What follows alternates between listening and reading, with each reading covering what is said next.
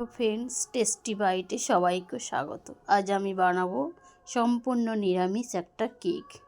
তার জন্য আমি একটা কমলা লেবু নিয়েছি, সেটাকে নিংড়ে রস বের করে নেব। কমলা লেবু এখন সিজনে,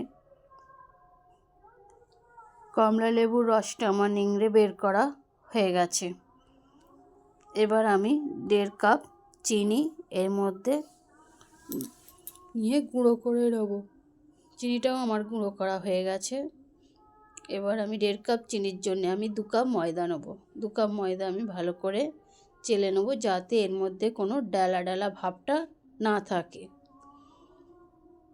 2 কাপ ময়দার জন্য আমি নেব 2 চামচ বেকিং পাউডার আর 1/2 চামচ বেকিং সোডা। এটাকেও আমি ভালো করে চেলে নেব। এর মধ্যে কোনো ডালা ভাব থাকলে কেকটা ভালো হবে না। নিয়ে সবকটা শুকনো উপকরণ একসঙ্গে মিক্সড করে নিয়েছি।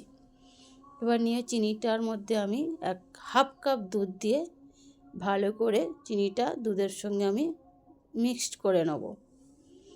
নিয়ে এবার আমি 5 চামচের মতো তেল, এটাও আমি একসঙ্গে মিক্সড করে নিয়েছি ভালো করে, যাতে চিনির দানাটা এর সঙ্গে না থাকে। এবার দেবো আমি যে কমলা লেবুর রসটা নিংড়ে রেখেছিলাম, সেটা একটু একটু করে পুরোটাই দিয়ে দেব। দিয়ে একসঙ্গে সব কটা মিক্সড করে নেব। প্রায় 5 থেকে 10 মিনিট এটা আমি একসঙ্গে মিক্সড করব। এবার আমি যে ময়দাটা নিয়েছি তার মধ্যে আমি দেব 3 চামচ গুঁড়ো দুধ। দিয়ে ময়দাটা আমি লিকুইড দুধের মধ্যে দিয়ে দেব। দিয়ে এটা একসঙ্গে আমি 5 থেকে 10 মিনিট এটাকেও আমি ভালো করে ফেটিয়ে নেব, না হলে কেকটা নরম হবে না।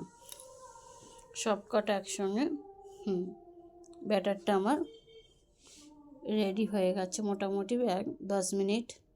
এবার এর মধ্যে দেবো আমি 1/2 চামচ ঘি। দিয়ে এটাও আমি ভালো করে মিক্সড করে নেব।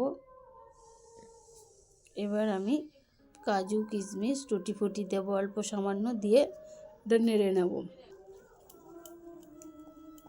ভালো করে মিশিয়ে নিয়ে আমি একটা সিলিভারের পাত্রের মধ্যে কেকটা বসাবো।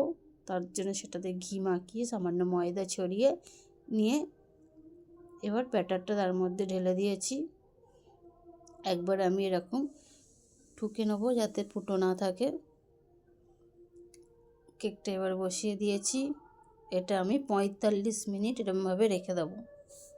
45 মিনিট পর আমার কেক পুরো একেবারে রেডি। দেখতেই পাচ্ছেন আপনারা, হাতে কিছু লাগছে না, একদম সম্পূর্ণ নিরামিষ কেক। এটা সিজনের কমলা লেবু দিয়ে। কেকটা কতটা নরম আর সফট হয়েছে দেখুন, দেখলেই বোঝা যাবে।